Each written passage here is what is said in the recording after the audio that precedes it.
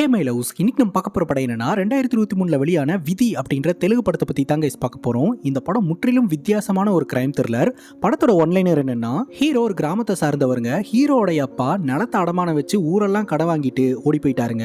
So அந்த கடனை hero தான் எப்படியாவது அடைச்சு அந்த நிலத்தை மீட்டணும். அதுக்காக சிட்டிக்கு வேலை பார்க்கறதுக்காக வராருங்க. அந்த இடத்துல இவருக்கு ஒரு விசித்திர பேனா கிடைக்குதுங்க. அந்த பேனா பார்த்தீங்கன்னா சூப்பர் பவர் இருக்கக்கூடிய பேனா. அந்த பேனா வச்சு ஹீரோ என்னென்னலாம் பண்றாரு அப்படின்றது தான் மொத்த படமே. இந்த படம் ஒரு வித்தியாசமான படம் தாங்க. இந்த படத்தை பார்த்து முடிச்சுட்டு இந்த படத்து மூலமா என்ன சொல்ல வராங்க அப்படின்றத நீங்களே சொல்லுங்க.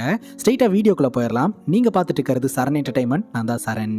வாங்க வீடியோக்குள்ள போலாம். படத்தோட ஸ்டார்டிங் சீன்ல ஊருக்குள்ள அடுத்தடுத்து கொலைகள் நடந்துகிட்டே இருக்குது. இது எல்லாமே பார்க்கறதுக்கு விபத்து மாதிரி இருந்தாலும் இதெல்லாம் ப்ரீ பிளானடு மர்டர்னு தோணுது அப்படின்ட்டு போலீஸ்காரங்க கில்லர் அரெஸ்ட் பண்ணியிருக்காங்க. இதுக்கப்புறம் இந்த சம்பவங்கள்லாம் நின்று போயிருமா, கொலையாளி யாரு, கொலையாளி எதுக்காக இதெல்லாம் பண்ணிட்டு இருக்கான் அப்படின்ற மாதிரி நியூஸ் சேனல்ஸ் டிபேட் ஷோ நடத்திக்கிட்டு இருக்காங்க. அங்க கட் பண்ணா நம்ம ஹீரோனை காட்டுறாங்க. ஹீரோனுடைய பேரு பல்லவி. போலீஸ் ஸ்டேஷனுக்கு போயிட்டு என்னோட பாய் ஃப்ரெண்ட் எதுக்காக பிடிச்சி வச்சிருக்கீங்க, அவன் எந்த தப்பும் பண்ணல, அவனை விட்டுருங்க அப்படின்ற மாதிரி கேட்டுட்டு இருக்காங்க. இப்போ நம்ம ஹீரோவை கட்டி போட்டு போலீஸ்காரங்க பொலவலன்னு பொழந்துகிட்டு இருக்காங்க. எதுக்காக இத்தனை கொலையை பண்ணி வச்சிருக்க, என்ன காரணத்துக்காக இந்த கொலைகள்லாம் பண்ண அப்படின்னு சொல்லி அடிக்கிறாங்க. ஹீரோ என்ன சொல்றாருன்னா, இந்த கொலைகளுக்கும் எனக்கும் எந்த சம்பந்தம் இல்லை, நான் யாரையும் கொலை பண்ணல, என்னை விட்டுருங்க அப்படின்ற மாதிரி கெஞ்சிக்கிட்டு இருக்காரு. ஹீரோன்னு பாத்தீங்கன்னா ஹீரோவை எப்படியாவது வெளியே கொண்டு வரணும் அப்படின்னு போராடிக்கிட்டு இருக்காங்க. என்ன நடந்தது அப்படின்றத டீட்டெயிலா நம்ம கிட்ட காட்ட ஆரம்பிக்கிறாங்க. ஹீரோ ஒரு கிராமத்தை சார்ந்தவருங்க. ஸோ கிராமத்துல இருந்து சிட்டிக்கு வேலை விஷயமா வந்திருக்கிறாரு. பொட்டி படுக்கையெல்லாம் தூக்கிட்டு பஸ்ஸை விட்டு இறங்கின உடனே அவங்க அம்மாக்கு போனை போட்டு, நான் ரீச் ஆயிட்டமா, நான் நல்லா தான் இருக்கேன், ஒரு பிரச்சனையும் இல்லை அப்படின்ற மாதிரி சொல்றாரு. சரிப்பா, நேரத்துக்கு சாப்பிடு, ஒழுங்கா வேலைக்கு போ, சீக்கிரம் கடன் அடைக்கிறதுக்கு முயற்சி பண்ணு அப்படின்ற மாதிரிலாம் வந்து அவங்க அம்மா சொல்லிட்டு இருக்காங்க. ஹீரோ அவரோட ஃப்ரெண்டு ரூம்ல தாங்க போய் ஸ்டே பண்ண போறாரு. ஆல்ரெடி அந்த ரூம்ல 3 பேர் ஸ்டே பண்ணிருக்காங்க. இவர் 4வது ஆளா போய் ஜாயின் பண்ணி ஸ்டே பண்ணிக்கிறாருங்க. அடுத்த நாள் காலையில நல்லா தூங்கிட்டு இருக்காரு. வீட்டுக்கு ஹீரோயின் வந்து பச்சை தண்ணி எடுத்து மூஞ்சிலேயே ஊத்துறாங்க. ஹீரோ விருக்குன்னு எந்திரிச்சிடுறாருங்க. ராத்திரி பூரா நீ எனக்காக கால் பண்ணுவ அப்படின்னு சொல்லி நான் காத்துக்கிட்டு இருந்தா நீ கால் பண்ணவே இல்லை, இங்க பண்ணி மாதிரி தூங்கிட்டு இருக்க அப்படிங்கும் போது, இல்ல டயர்டு அதனால தான் தூங்கிட்டேன் அப்படின்னு ஹீரோ சொல்லிட்டு இருக்காருங்க. ஆக்சுவலா ஹீரோ ஹீரோயின் 2 பேருமே சைல்ட்ஹுட் ஃப்ரெண்ட்ஸ். ஹீரோயின் ஹீரோவை காதலிச்சுக்கிட்டு இருக்காங்க. அண்ட் ஹீரோவும் ஹீரோனை காதலிச்சுக்கிட்டு இருக்காரு. ஆனா 2 பேருமே காதல சொல்லிக்கவே இல்லை. ஹீரோனை பொறுத்த வரைக்கும் ஹீரோ தான் காதல சொல்லணும் அப்படின்னு எதிர்பார்க்கறாங்க. ஹீரோ பொறுத்த வரைக்கும் நம்ம காதல சொல்லி இந்த ஃப்ரெண்ட்ஷிப்பும் கெட்டு போச்சுன்னா என்ன பண்றது அப்படின்ட்டு சைலண்டா இருந்துகிட்டு இருக்காருங்க. அதுக்கப்புறம் வேலை விஷயமா ஏதாவது போய் பார்த்தியா அப்படின்னு சொல்லி கேட்க, வீரையா அப்படின்னு ஒரு நபரை மீட் பண்ணலான்னு இருக்கிறேன் அப்படின்னு ஹீரோ சொல்றாரு. அவரை பத்தி நான் கேள்விப்பட்டிருக்கேன், நிறைய உதவி எல்லாம் பண்ணுவார் அப்படின்ட்டு.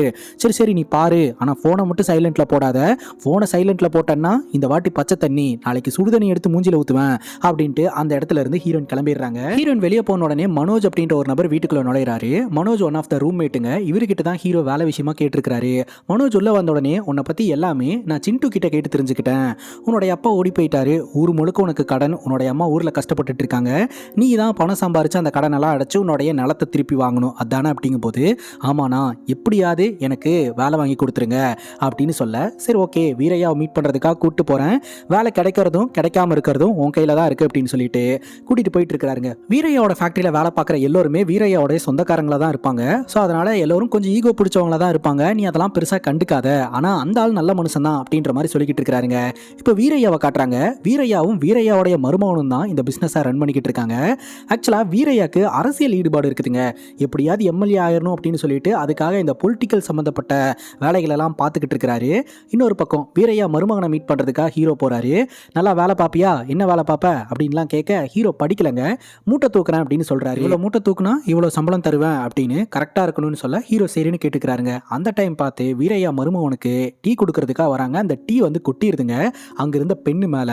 உடனே அந்த நபரை பிடிச்சி வீரையா மருமகன் கண்டபடி திட்டிக்கிட்டு இருக்காரு. இந்த பெண்ணோடைய ஒர்த் என்னன்னு உனக்கு தெரியுமா, 40,000 ரூபாய், முதல் இந்த இடத்துல இருந்து கிளம்புடா அப்படின்னு சொல்லி கண்டபடி திட்டி விட்டுறாரு. ஹீரோ அதை பார்த்து பயங்கர ஷாக் ஆகுறாரு. இது ஒரு பேனாவோட ரேட்டு 40,000 ரூபாயா அப்படின்னு சொல்லிட்டு ஹீரோ போய் மூட்டை தூக்க ஆரம்பிக்கிறாருங்க. இப்ப ஹீரோனை காட்டுறாங்க. ஹீரோயின் பேங்க்ல ஒர்க் பண்ணிக்கிட்டு இருக்காங்க. ஸோ ஹீரோனை அவங்க ஃப்ரெண்டு கிட்ட சொல்றாங்க, எனக்கு அவன் படிச்சிருக்கான் படிக்கல அப்படின்றதெல்லாம் 2வது பட்சம், எனக்கு அவனை பிடிச்சிருக்கு, அவன் கூட இருந்தா நான் சந்தோஷமா இருக்கேன், அவன் என்ன நல்லா பார்த்துப்பா அப்படின்ற நம்பிக்கை இருக்கு, பட் காதல் அவன் தான் சொல்லணும் அப்படின்றதுல நான் ரொம்ப ஸ்ட்ராங்கா இருக்கேன் அப்படின்ற மாதிரி ஹீரோன் சொல்லிட்டு இருக்கும்போது ஹீரோ பேங்க் வாசல்ல கண்ணீர் பொங்க நின்றுட்டு இருக்காரு. என்னாச்சு இவனுக்கு அப்படின்ட்டு ஹீரோன் அடிச்சு பிடிச்சி ஹீரோ பாக்குறதுக்காக வந்தா, அப்பதான் ஹீரோ என்ன நடந்தது அப்படின்றத டீட்டெயிலா சொல்றாருங்க. ஹீரோ எப்படியோ இந்த வீரையா ஃபேக்டரியில வேலைக்கு ஜாயின் பண்ணிட்டாரு. மூட்டை தூக்கிட்டு போயிட்டு லோடு ஏற்றணும், இதுதான் அவருடைய வேலைங்க. ஒரு மூட்டைக்கு இவ்வளோ ரூபாய் அப்படின்னு சொல்லிட்டு கவுண்ட் இருக்குங்க. அந்த வகையில் ஒரு மூட்டை தூக்கிட்டு இருக்கும்போது ஒரு மூட்டை மிஸ் ஆகி கீழே விழுந்துருது. அந்த நேரம் பார்த்து வீரையாவோட பொண்ணு அந்த இடத்துக்கு வர வீரையாவுடைய பொண்ணு காலிலேயே மூட்டை விழுந்துருதுங்க. இதனால கடுப்பான வீரையாவுடைய மருமகன் ஹீரோவை போட்டு பொலவலன்னு பொழந்து அந்த இடத்துல இருந்து அடிச்சு விரட்டி விட்டுறாரு.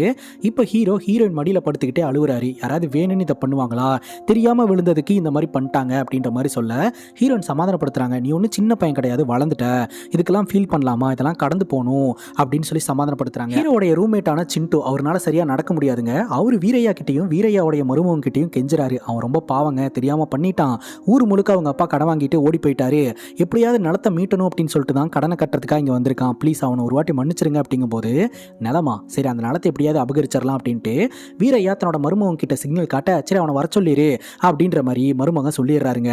அங்கே கட் பண்ணா நம்ம ஹீரோயின் ஒர்க் பண்ற பேங்கோடைய மேனேஜர் லஞ்ச் டைம்ல சாப்பிடலாம் அப்படின்னு கேபினை க்ளோஸ் பண்ணி வச்சிருக்காரு. அப்போ ஹீரோயின் உள்ள வராங்க. கரெக்டாக அந்த டோர் மேல இருந்து ஒரு காயின் கீழே விழுதுங்க. அதை குனிஞ்சு எடுத்து அதை கொண்டு போய் டேபிளில் வச்சுட்டு இந்த மாதிரி ஆஃப் டே லீவ் வேணும் சார் அப்படின்னு சொல்ல சரிம்மா நீ எடுத்துக்க, உனக்கு ஏதாவது பண உதவி தேவைப்பட்டுச்சுன்னா என்கிட்ட கேளு நான் பண்ணுறேன் அப்படின்னு ஒரு மாதிரி ரியாக்ட் பண்ணிக்கிட்டு இருக்கிறாருங்க.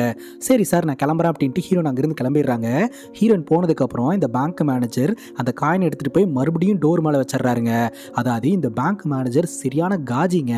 யாராவது டோரை ஓப்பன் பண்ணாங்கன்னா அந்த டோர் மேலே இருக்கக்கூடிய காயின் கீழே விழுகும், அதை ஒருத்தங்க குனிஞ்சு எடுப்பாங்க இல்லையா, அதை பார்க்கணும் அப்படின்றதுக்காக தாங்க இந்த மாதிரிலாம் பண்ணிட்டு இருக்கான். இப்போ ஹீரோ கார்டனில் உட்காந்துக்கிட்டு இருக்காரு. அந்த இடத்துக்கு ஒரு பையன் வந்து ஆர்குமெண்ட் பண்ணிட்டு இருக்கான். என்னாச்சு அப்படின்னு ஹீரோயின் கேட்க 50 ரூபா கொடுத்தா ஏதோ கார்டு தரேன்னு சொன்னா, என்கிட்ட தான் காசே இல்லையே அப்படிங்கும் போது உடனே ஹீரோட பாக்கெட்டில் காசு வைக்க காலையில் தானே காசு கொடுத்த அப்படிங்கும் போது பரவாயில்ல வச்சுக்க, வா நம்ம வெளியே போகலாம் அப்படின்னு சொல்ல உனக்கு வேலை இல்லையா அப்படின்னு கேட்க எனக்கு நீ தான் முக்கியம், அதுக்கப்புறம் தான் வேலை அப்படின்னு சொல்லிட்டு இவங்க 2 பேரும் வெளியே போகிறாங்க. ஹீரோடைய மைண்டை மாற்றணும் அப்படின்றதுக்காக தான் நம்ம ஹீரோயின் வந்து ஹீரோக்காக வெளியே வந்திருக்காங்க. ஊரெல்லாம் சுற்றிட்டு ராத்திரி வீட்டுக்கு போயிட்டு இருக்கும்போது ஹீரோடைய ஷோல்டரில் ஏதோ ஒன்று வந்து விழுதுங்க. என்னடா அது அப்படின்னு பார்த்தா அது ஒரு பெண்ணு. அதை எடுத்து பார்த்துக்கிட்டு இருக்கிறாரு.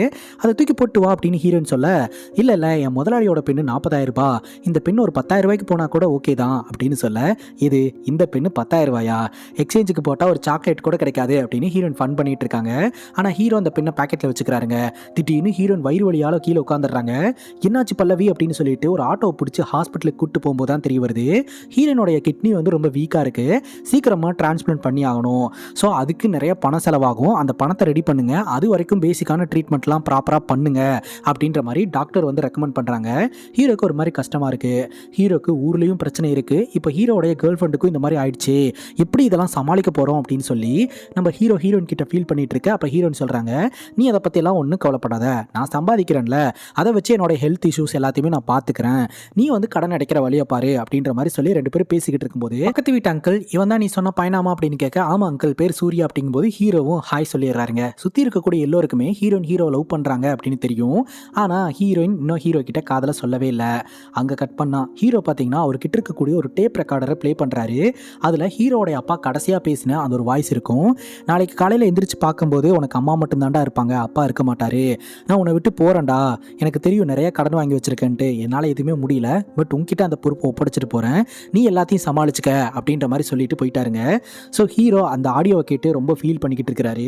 ஹீரோடைய அப்பா கடனில் விட்டுட்டு போன அந்த லேண்டை எப்படியாவது மீட்டணும் அப்படின்ற வெறியில தாங்க ஹீரோ இந்த ஊருக்கே வந்திருக்கிறாரு. ரூம்குள்ளே போனால் சிண்டு, சீரு, மனோஜ் அப்படின்னு 3 பேர் இருக்கிறாங்க.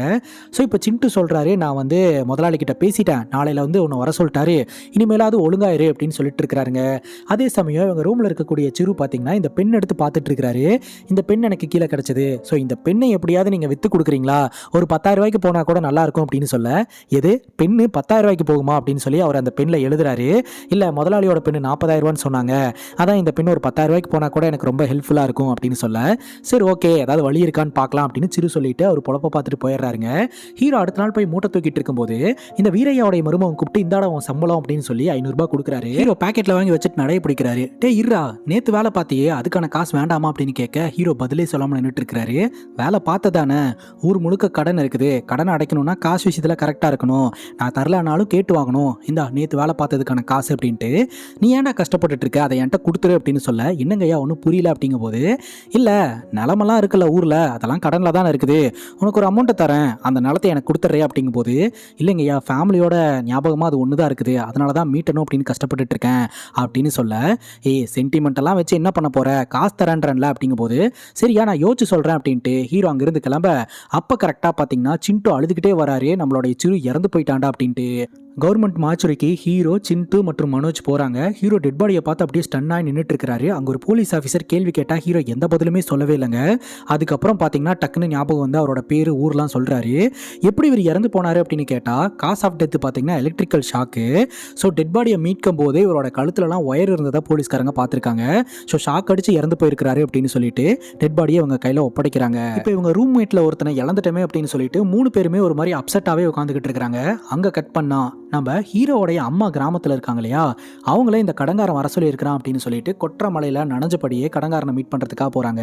ஸோ அவர் என்ன சொல்கிறாரு அப்படின்னா, இன்னும் கடனை திருப்பி தரவே இல்லை, எப்போ தான் கடனை திருப்பி தரலான்னு இருக்கிறீங்க அப்படின்னு கேட்க ஹீரோடைய அம்மா சொல்கிறாங்க, என் பையன் இப்போ தான் வேலைக்கு போக ஆரம்பிச்சிருக்கான், மாதம் மாதம் பணம் அனுப்புவான், இனிமேல் காசை கரெக்டாக கொடுத்துருவோம் அப்படின்னு சொல்ல 20 வருஷமாக அந்த நிலம் என் கண்ட்ரோலில் இருந்துட்டு இருக்கு, இன்னும் நீங்கள் மீட்கிற மாதிரி இல்லை. ஸோ கடைசியாக நான் கேட்குறேன், அதை வந்து லெட்டராக எனக்கு எழுதி கொடுத்துட்டு போயிருங்க அப்படின்னு சொல்லிட்டு நம்ம ஹீரோடைய அம்மாவை அந்த பேப்பரில் சைன் போட சொல்ல ஹீரோடைய அம்மாவும் சைன் போட்டுறாருங்க. இந்த கடங்காரன் கடைசி வாய்ப்பு தரான், இந்த வாட்டி ஒழுங்காக காசு தரலன்னா அந்த நிலத்தையெல்லாம் என் பேரில் மாற்றிட்டு நான் போயிட்டே இருப்பேன் அப்படின்ட்டு.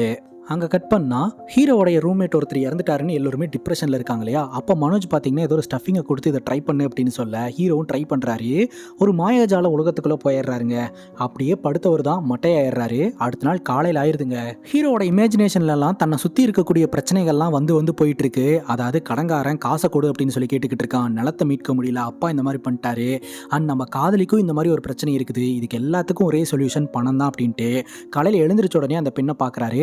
நம்மளே மார்க்கெட்டுக்கு போய் இந்த பெண்ணை சேல் பண்ணுறதுக்கு ஏதாவது பண்ண முடியுமான்னு பார்க்கலாம் அப்படின்ட்டு ஒவ்வொரு கடையாக ஏறி இறங்குறாருங்க. ஸோ இந்த பெண்ணை வச்சுக்கிட்டு ஏதாவது பணம் தர முடியுமா அப்படின்னு கேட்க அந்த பெண்ணை வாங்கிட்டு 10 ரூபா 20 ரூபா அவ்வளோதான் அப்படின்ற மாதிரி சொல்லிக்கிட்டு இருக்காங்க. ஏங்க இதில் கோல்டு இருக்குங்க, 10,000 ரூபா கொடுங்க அப்படின்லாம் கேட்க, எங்க ப்ராங்க் பண்ணிட்டு இருக்கீங்களா, இந்த இடத்துலேருந்து கிளம்புங்க அப்படின்னு சொல்லிட்டு ஹீரோவை அந்த இடத்துலேருந்து அடிச்சு விரட்டி விட்டுறாங்க. ஸோ இந்த பெண்ணால் எந்த யூஸும் இல்லை அப்படின்னு சொல்லிட்டு திரும்ப அதை பாக்கெட்டுக்குள்ளே வச்சுட்டு வேற ஏதாவது பண்ண முடியுமா அப்படின்னு சொல்லிட்டு சின்ன சின்ன வேலைகள்லாம் பண்ண ஆரம்பிக்கிறாருங்க. பட் இதுவுமே ஒர்க் அவுட் ஆக மாட்டேது. ரோட்டில் கிடக்கிற இரும்பெல்லாம் பொறுக்கிட்டு போய் இடைக்கு போடுறாரு. 200 ரூபாய்க்கு மேலே காசு கிடைக்க மாட்டேது. சிக்னலில் கார் கண்ணாடியெல்லாம் க்ளீன் பண்ணுறாரு, அப்பவும் பெருசாக அமௌண்ட் கிடைக்க மாட்டேது. இப்போ நம்ம ஹீரோனை கூட்டிகிட்டு ஹாஸ்பிட்டலுக்கு போகிறாரு. டாக்டர் பார்த்தீங்கன்னா இவங்க அடுத்த கட்டத்தை நோக்கி நகர ஆரம்பிச்சிட்டாங்க, சீக்கிரம் சர்ஜரிக்கான பணத்தை ரெடி பண்ணுங்க, டோனரையும் நம்ம பார்க்க ஆரம்பிச்சிட்டோம் அப்படின்ற மாதிரி சொல்லிக்கிட்டு இருக்காங்க.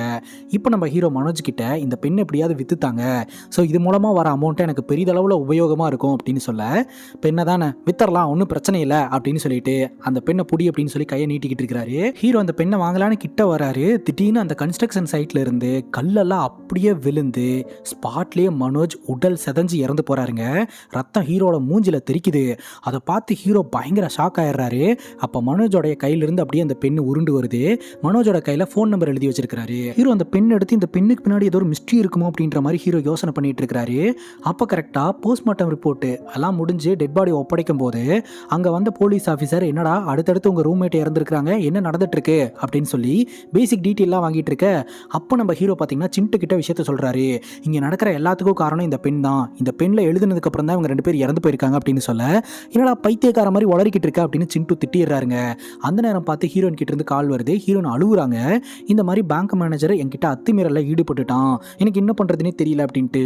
உடனே ஹீரோ என்ன பிளான் பண்றாருன்னா, சரி இந்த பெண் ஒர்க் ஆகுதா இல்லையான்னு இந்த பேங்க் மேனேஜரை வச்சு டெஸ்ட் பண்ணிடலாம் அப்படின்ட்டு நேராக இந்த பேங்க் மேனேஜரை மீட் பண்ணுறதுக்காக போறாருங்க.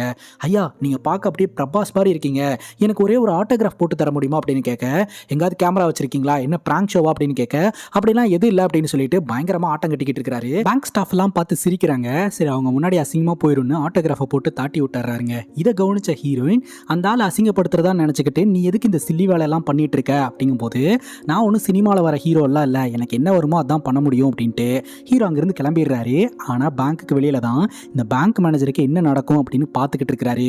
இந்த பேங்க் மேனேஜர் சாப்பிடலாம் அப்படின்னு டிஃபன் பாக்ஸ் ஓப்பன் பண்ணுறாரு. அப்போ அவரோட ஃப்ரெண்டு நம்ம வெளியே போய் சாப்பிடலாம் அப்படின்னு வெளியில் வர சொல்கிறாருங்க. சரின்னு இந்த பேங்க் மேனேஜரும் கிளம்பி போகிறாருங்க. பின்னாடியே ஹீரோ ஃபாலோ பண்ணிட்டு போகிறாரு. அங்கே ஒரு ட்ரைனேஜ் இருக்குது. அந்த ட்ரைனேஜை பார்க்காம ஃபோன் பேசிட்டே போகிறாரு. எப்படியும் அதுக்குள்ளே விழுந்து செத்துருவாரு அப்படின்னு ஹீரோ எக்ஸ்பெக்ட் பண்ணுறாரு. ஆனால் அங்கிருந்து ஒரு நபர் பார்த்தீங்கன்னா தள்ளி போங்க பார்த்து போங்க அப்படின்னு சொல்ல அதில் அவர் தப்பிச்சிடுறாருங்க. சரி அவர் ஆட்டோவில் ஏறி கிளம்புறாரு, நம்ம கிளம்புவோம் அப்படின்னு சொல்லிட்டு ஹீரோ கிளம்புறாருங்க. திடீர்னு ஏதோ ஒரு ஆக்சிடென்ட் சவுண்டு. என்னடான்னு பார்த்தா அவர் அந்த ஆட்டோவில் ஏறல, ரோடு கிராஸ் பண்ணியிருக்கிறாரு. ஒரு கார் வந்து இடிச்சு ஸ்பாட்லேயே வந்து பேங்க் மேனேஜர் காலி. அப்போதான் ஹீரோ இந்த பெண்ணை புரிஞ்சுக்கிறாரு. ஓகே இந்த பெண்ணில் எழுதுனாங்கன்னா அவங்க இறந்துருவாங்க அப்படின்ட்டு. இந்த இன்சிடென்ட்டை தூரத்திலிருந்து பார்த்து இவர் சிரிக்கிறாருங்க. ஓகே இந்த பெண்ணை வச்சு நமக்கு சாதகமான எல்லா விஷயத்தையுமே சாதிச்சிடலாம் அப்படின்னு சொல்லி முடிவெடுக்கிறாருங்க. இன்னசென்ட்டாக இருந்த ஹீரோ அப்படியே ஒரு டெவிலாக மாற ஆரம்பிக்கிறாருங்க. தீபாவளி ஃபங்க்ஷன் வருதுங்க, ஊரே செலிப்ரேஷனில் இருந்துட்டு இருக்காங்க. அப்போ நம்ம ஹீரோ இந்த கடங்காரனை டார்கெட் பண்ணுறாருங்க. இந்த கடங்காரனை மட்டும் இந்த பெண்ணை கொடுத்து எழுத வச்சிட்டோம் அப்படின்னா நாம் இவனுக்கு கடன் கொடுக்கவே தேவையில்ல அப்படின்னு சொல்லி கடங்காரன் மேலே இந்த பெண்ணை பயன்படுத்தலாம்னு நினைக்கிறாரு. அதே சமயம் நம்ம ஹீரோக்காக நிறைய ட்ரெஸ்ஸு தேவையான பொருட்கள்லாம் வாங்கி கொடுக்குறாங்க. நம்ம ஹீரோவும் ஹாப்பியாக அதை வாங்கிக்கிறாரு. அப்போ ஆன்ட்டி சொல்கிறாங்க, ஆக்சுவலாக நீ தான் என்கிட்ட சொல்லிட்டு இருக்க அவன் அவனை நல்லா பார்த்துக்கிறான்னு, ஆனால் என்னை பொறுத்த வரைக்கும் நீ தான் அவனை நல்லா பார்த்துக்கிட்டு இருக்க அப்படின்ட்டு. இல்லை, ரெண்டு பேருமே ஒருத்தர் நல்லா பார்த்துக்கிறோம் அப்படின்ற மாதிரி ஹீரோன்னு சொல்லிட்டு இருக்காங்க. ஸோ ரெண்டு பேரும் ஹாப்பியாக அந்த தீபாவளி செலிப்ரேஷன்லாம் பண்ணுறாங்க. நினச்ச மாதிரியே ஹீரோ அந்த சம்பவத்தை பண்ணிட்டு திரும்ப சிட்டிக்கு வந்துடுறாருங்க. சின்ட்டு கேட்குறாரு, வர உன் போக்கே சரியில்லை, அவ்வளோ கடனை வச்சுட்டு நீ பாட்டுக்கு ஊருக்கு கிளம்பி போயிருக்க, என்கிட்ட கூட ஒரு வார்த்தை சொல்லவே இல்லை அப்படிங்கும்போது இனிமேல் கடன்லாம் கிடையாது அப்படின்னு ஹீரோ சொல்கிறாரு. என்னடா சொல்கிற அப்படின்னு கேட்க, ஆமாம் எல்லா கடனையும் அடைச்சாச்சு அப்படின்னு சொல்ல, அவ்வளோ கடனையும் ஒரே டைமில் அடைச்சிட்டியா அப்படின்னு கேட்க, ஆமாம் கடங்காரன் செத்துட்டான், கடனை திருப்பி கொடுக்க தேவையில்ல அப்படிங்கும்போது சின்ட்டுக்கு செம்ம ஷாக்காக இருக்குது. அப்போ தான் சின்ட்டு யோசனை பண்ணுறாரு. ஏன்னா மார்ச்சரியில் வச்சு ஹீரோ சொல்லியிருப்பார் இல்லையா, இந்த பெண்ணுனால தான் எல்லாம் நடக்குதுன்ட்டு. அந்த பெண் அங்கே இருக்கும், அந்த பெண்ணை எடுக்கிறதுக்காக போகிறாரு. ஹீரோ தடுக்கிறாரு. இவங்க ரெண்டு பேர்த்துக்குள்ள சண்டை வருது. அப்போ டக்குன்னு சின்ட்டு வந்து, டேய் நான் கிட்ட சும்மா விளையாடிட்டு இருந்தேன்டா அப்படின்னு சொல்ல, நல்ல வேலை நீங்கள் திட்டுறீங்கன்னு நான் பயந்தே போயிட்டேன் அப்படின்ட்டு, வாங்க ஸ்டஃப் எடுத்துகிட்டு வருவோம் அப்படின்னு சொல்ல, நீ முன்னாடி போ நான் பின்னாடி வரேன் அப்படின்ட்டு சின்ட்டு இதை பற்றி யோசனை பண்ண ஆரம்பிக்கிறாரு. ஏதோ ஒன்று தப்பாக இருக்குது அப்படின்றத தெளிவாக புரிஞ்சுக்கிறாரு. ஹீரோ ஒரு இன்னசென்ட் ஆளாக தான் பார்த்தீங்கன்னா சிட்டிக்கு வந்தார். பயந்த சுபாவம் கொண்ட ஒரு ஆள். எப்போ இந்த பெண்ணை பற்றி நல்லா புரிஞ்சுக்கிட்டு பயன்படுத்த தெரிஞ்சுக்கிட்டாரோ அப்போ இருந்து இவர் ஒரு டெவிலா மாறிடுறாருங்க. ஆரம்பத்தில் ஹீரோயினோட மடியில் படுத்து எப்படி அழுதாரு அப்படின்றத நம்ம பார்த்தோம். இப்போ எப்படி ரியாக்ட் பண்ணிட்டு இருக்கிறாரு அப்படின்றதையும் பார்த்துக்கிட்டு இருக்கோம். அந்த பெண்ணை பயன்படுத்தி தன்னோட சுயநலத்துக்காக கொலை பண்ண ஆரம்பிக்கிறாருங்க. அங்கே கட் பண்ணா அவர் வேலை பார்க்குற ஃபேக்டரிக்கு வெளியில் அடிப்பட்ட நிலைமையில கிடக்குறாரு. ஃபோன் அடிக்கிற சவுண்டு கேட்குது. அட்டன் பண்ணா ஹீரோயினோட ஹெல்த் ரொம்ப பேட் ஆயிடுச்சு அப்படின்ட்டு ஹாஸ்பிட்டலில் அட்மிட் பண்ணியிருக்கிறதா தகவல். அடிச்சு பிடிச்சி ஹீரோனை பார்க்கறதுக்காக ஹாஸ்பிட்டலுக்கு போறாரு. அங்கே ஹீரோக்கான ட்ரீட்மெண்ட்டும் எடுத்துக்கிறாரு. அதுக்கப்புறம் டாக்டர் பார்த்தீங்கன்னா, இந்த மாதிரி நீங்கள் சர்ஜரி பண்ணியே ஆகணும், ஸோ டோனரை நாங்கள் தேட ஆரம்பிச்சிட்டோம், பணத்தை அரேஞ்ச் பண்ணுற வழியை பாருங்க அப்படின்ற மாதிரிலாம் வந்து சொல்லிடுறாங்க. ஸோ டோனரை வந்து அரேஞ்ச் பண்ணுற லிஸ்ட்டில் ஹீரோனுடைய பேர் முதல்ல இருக்குது.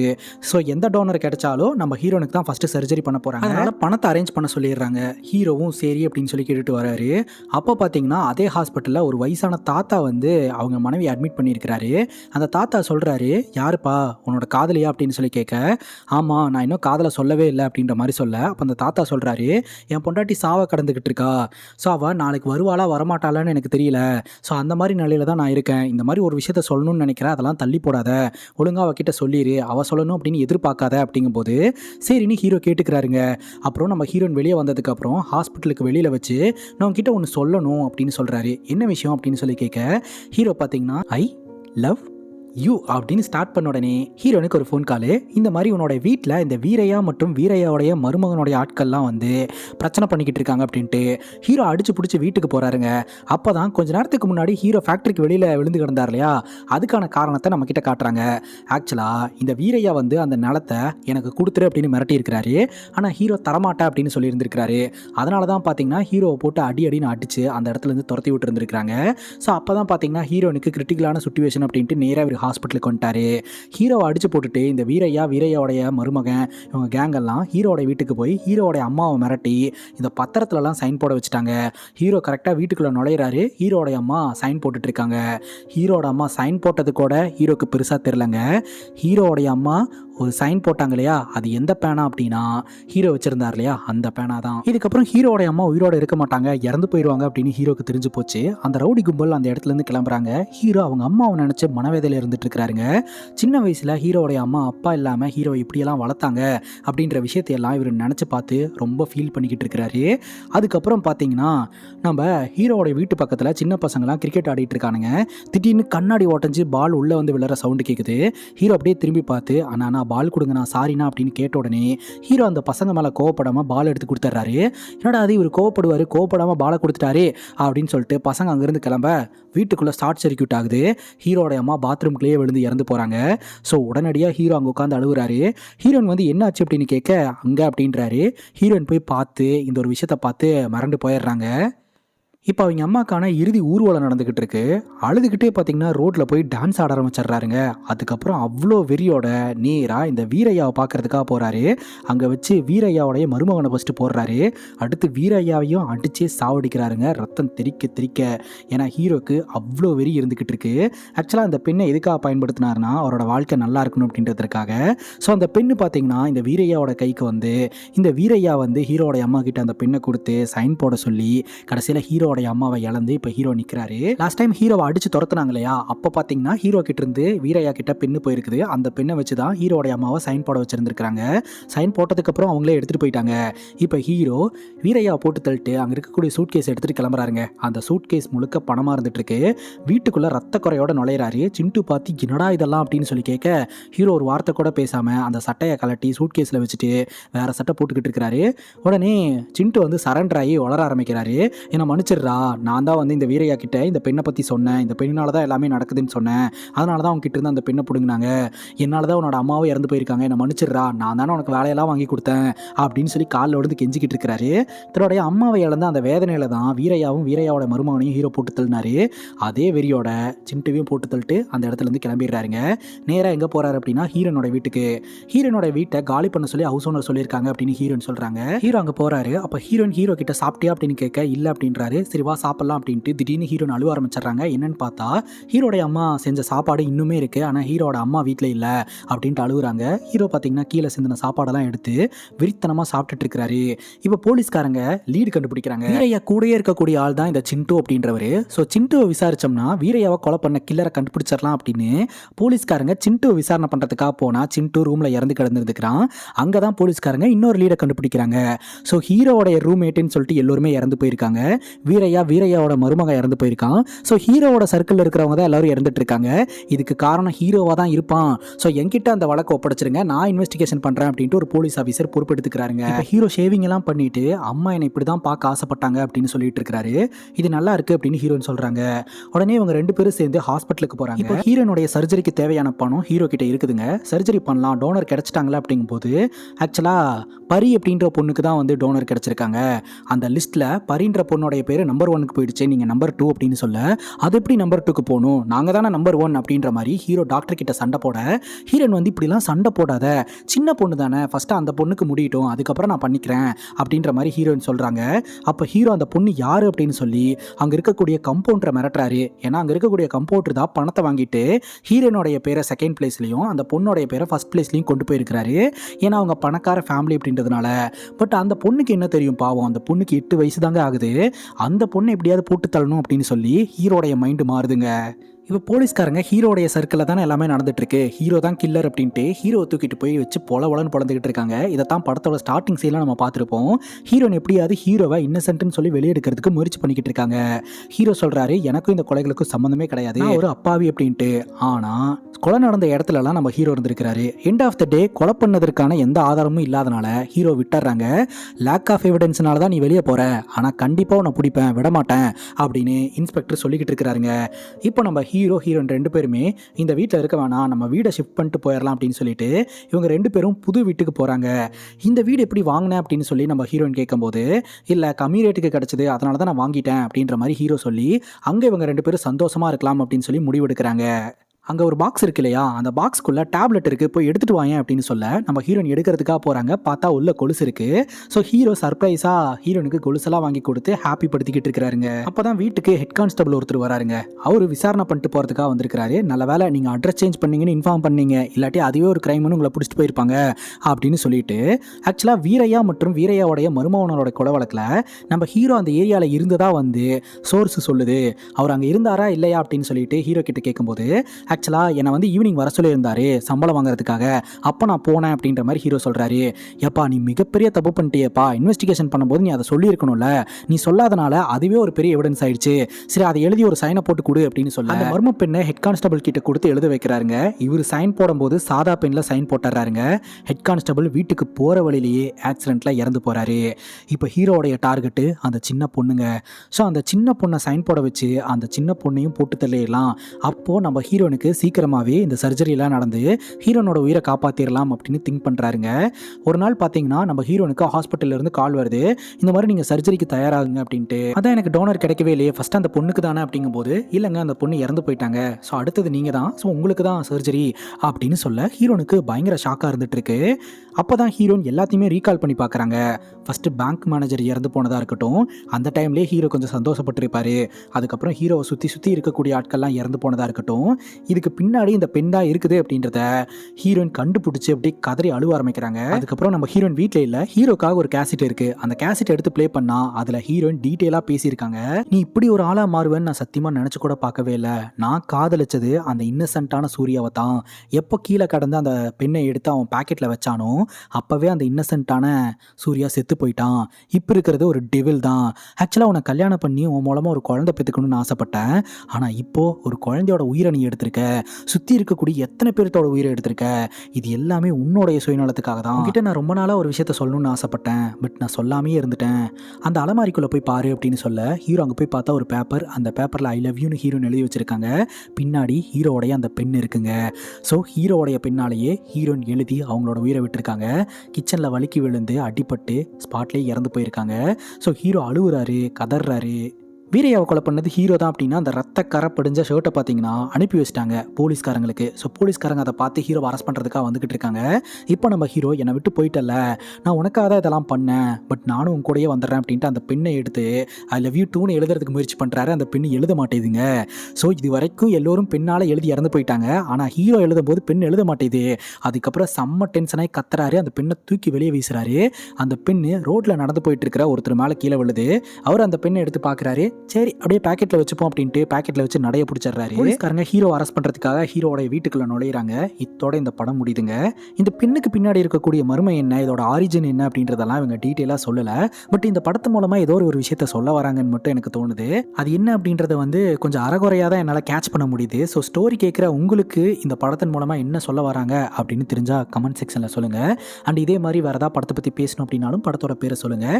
இதே மாதிரி வேற ஒரு நல்ல வீடியோவில் சந்திக்கிறேன். Love you guys. Take care and cheers.